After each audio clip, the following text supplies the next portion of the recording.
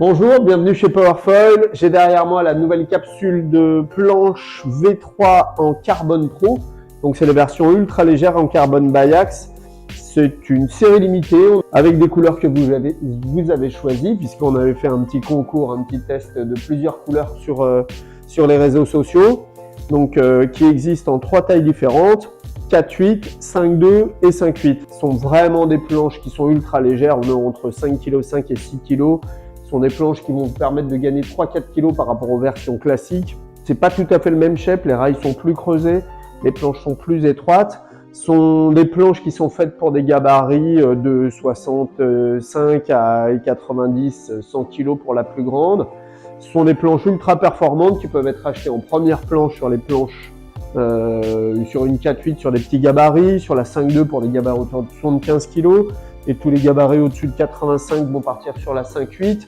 Ça va être des planches ultra performantes avec un changement rail to rail quand on le mixe évidemment avec une aile 1670, toutes ces ailes qui ont des profils très très courts.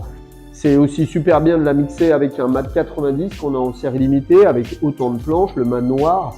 C'est des mats qui sont un peu plus longs, 10 cm plus long que la version standard qui est en 80 et qui est super bien assortie en termes de couleur puisque le mat est tout noir. Donc pour le choix des tailles, les tailles c'est quand même super important. Il y a deux choses qui vont définir le choix de la taille, votre gabarit et votre niveau. C'est-à-dire que si c'est une première planche, privilégiez des planches un petit peu plus grandes par rapport à votre gabarit. Donc c'est vrai que la 4,8 peut bien fonctionner pour un gabarit de 75-80 kg, mais pour un deuxième achat de planche, pour avoir une planche encore plus joueuse et encore plus légère.